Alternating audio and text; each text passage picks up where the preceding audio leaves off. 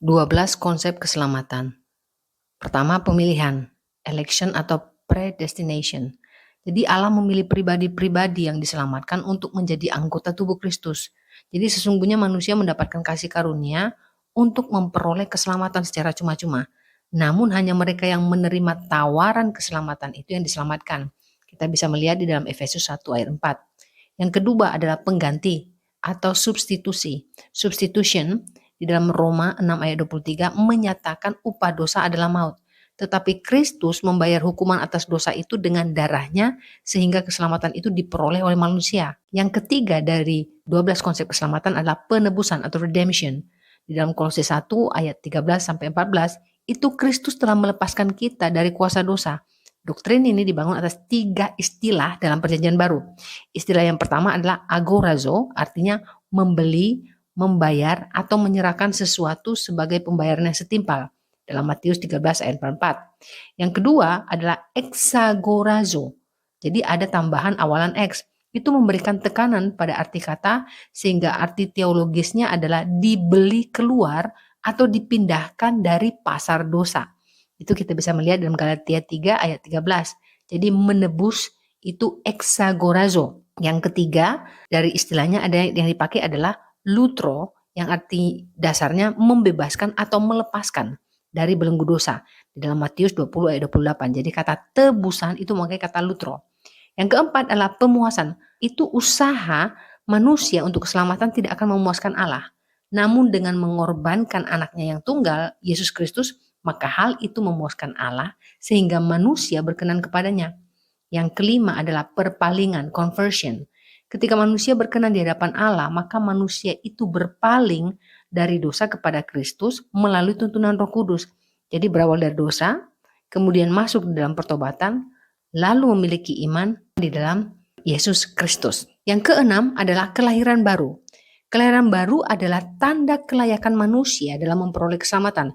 Di dalam Yohanes 3 ayat 3 dikatakan bahwa yang tidak lahir baru tidak akan mendapat bagian dalam kerajaan Allah. Di dalam Titus 3 ayat 5 menyatakan bahwa kita diselamatkan bukan karena perbuatan baik. Maka dari ayat-ayat ini dapat dikatakan bahwa kelahiran baru atau regenerasi adalah aktivitas roh Allah yang memberikan kodrat baru kepada seorang yang berdosa yang telah menerima Yesus Kristus sebagai Tuhan dan Juru Selamat secara pribadi.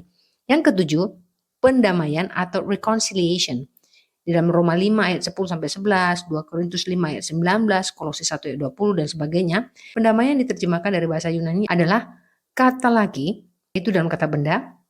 Kemudian kata kerjanya adalah kata lasso yang artinya penyesuaian. Arti teologisnya adalah perseteruan antara manusia dengan Allah dihancurkan dan terjadi pembaharuan hubungan antara kedua belah pihak. Di dalam Roma 5 ayat 10 sampai 11. Yang kedelapan adalah pembenaran, justification. Pembelaan Allah terhadap manusia berdosa bagi mereka yang menerima Kristus. Harusnya manusia menerima hukuman atas dosanya, namun Allah membenarkan manusia dengan menerima Yesus Kristus. Hal ini disebut juga legalitas dalam kerajaan Allah. Jadi definisi teologisnya adalah tindakan hukum Allah karena adanya Yesus Kristus, orang-orang berdosa pun dibenarkan oleh iman mereka di dalam Dia. Ada 3 hasil pembenaran. Pertama adalah pembebasan dari hukum dosa. Roma 8 ayat 1, ayat 33, ayat 34. Kemudian pembebasan dari murka Allah. 1 Petrus 2 ayat 24. Dan yang ketiga adalah pahala bagi perbuatan orang-orang yang percaya. Yang kesembilan adalah pengangkatan atau adoption. Manusia adalah kepunyaan Allah. Namun ketika manusia jatuh di dalam dosa, maka manusia kehilangan haknya dan tidak menjadi kepunyaan Allah lagi. Namun berdamainya manusia dengan Allah, maka manusia mendapatkan kembali haknya dan dijadikan ahli waris. Ungkapan kata adoption diterjemahkan dari bahasa Yunani yaitu huiothesias yang artinya pemberian posisi legal sebagai anak. Efesus 1 ayat 5, Galatia 4 ayat 5, Roma 8 ayat 15, Roma 8 ayat 23, Roma 9 ayat 4. Kesepuluh adalah kesatuan dengan Kristus atau unification. Manusia sudah menerima Kristus, seharusnya hidup menyatu dengan Kristus dalam segala tindakan dan perbuatan. Pernyataan-pernyataan tidak langsung mengenai kesatuan dengan Kristus adalah berupa gambaran dan pelukisan. Pertama, persatuan antara gedung dan fondasinya. Itu dalam Efesus 2 ayat 20 sampai 21. Kemudian persatuan suami dan istri, Roma 7 ayat 2, Efesus 5 ayat 31 sampai 32. Kemudian persatuan pokok anggur dan rantingnya, Yohanes 15 ayat 1 sampai 10. Persatuan antara kepala dan anggota tubuh, 1 Korintus 6 ayat 15 sampai 19, Efesus 1 ayat 2 sampai 23.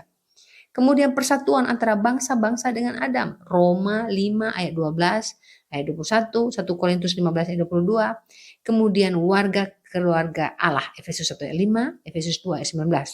Ada juga pernyataan-pernyataan langsung. Yang pertama, orang percaya berada di dalam Kristus. Dalam Yohanes 14 ayat 20. Kristus berada di dalam orang-orang percaya. Efesus 3 ayat 17. Bapa dan anak dinyatakan dalam orang percaya.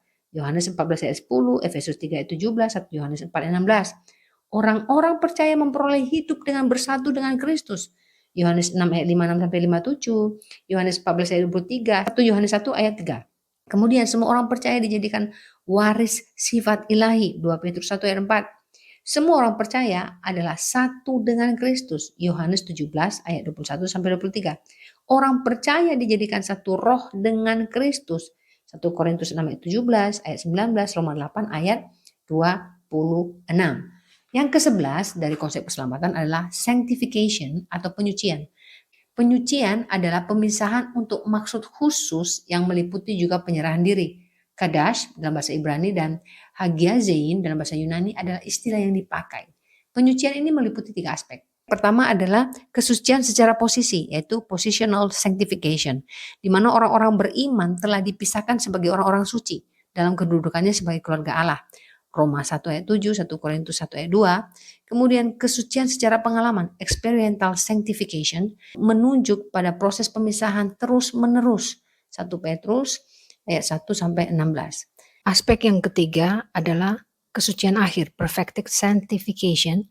Hal ini berarti kedewasaan atau kesempurnaan total di saat Yesus kembali yang mengubah tubuh yang hina menjadi serupa dengan tubuhnya yang mulia. Filipi 3 ayat 20 sampai 21. Yang terakhir konsep keselamatan adalah pemuliaan atau glorification. Dalam Filipi 3 ayat 21 ada 2 kata Yunani yang perlu diperhatikan, politeuo dan huperchei. Politeuo itu menjelaskan tentang hak dan kewajiban kewargaan.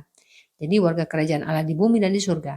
Sedangkan kata huperchei itu sebagai kata penekanan yang menunjukkan kepastian di surga. Yohanes 14 ayat 1 dan 2. Ini adalah 12 konsep keselamatan.